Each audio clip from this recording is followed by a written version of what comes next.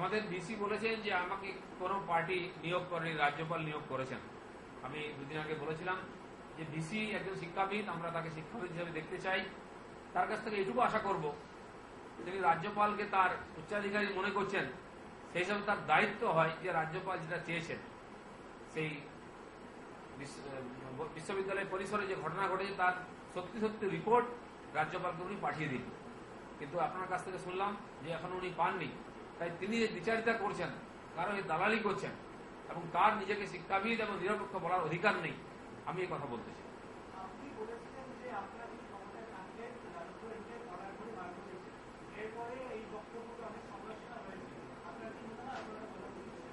আমি এখনো সেই কথাই বলছি, পরেও রিপিট করেছি, আগামী দিনেও বলবো।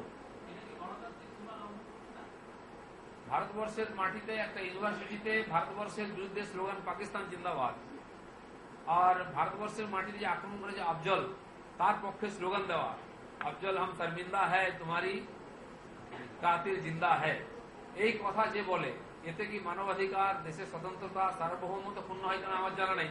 কিন্তু আমি যখন বললাম এই ধরনের দেশদ্রোহীদেরকে পুলিশের কলার ধরে টেনানো উচিত, তার পদ বা তার গরিমা দেখবো পড়ে, সে প্রথম একজন রাষ্ট্রকে চ্যালেঞ্জ করছে, সেই হিসাবে তার সাজা পাওয়ার আছে, তাকে সাজা দেওয়া উচিত। এটা প্রত্যেক দায়িত্বপূর্ণ সরকারের দায়িত্ব, যেটা দিল্লির পুলিশ করেছে। আমরাও আশা করব বাংলার পুলিশ সেটা করে দেখা, সমস্ত বাংলা জাতীয়তাবাদী শক্তি তাদের পিছনে থাকবে।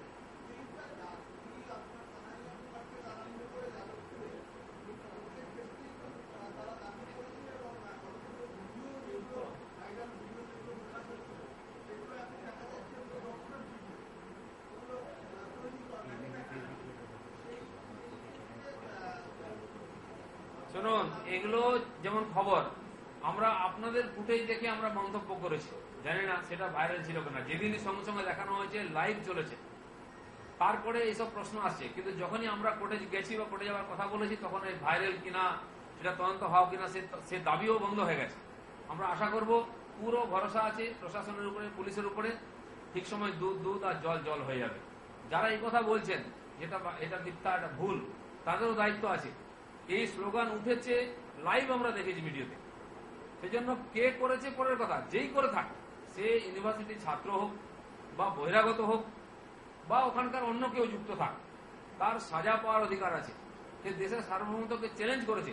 আমরা চাইব প্রশাসন বা ইউনিভার্সিটির প্রশাসন দুজনেরই দায়িত্ব আছে, সেই যে দেশ বিরোধী গতিবিধির সঙ্গে যুক্ত যে ব্যক্তি, সে ইউনিভার্সিটিকে কলঙ্কিত করছে, তাকে এক্সপোজ করা।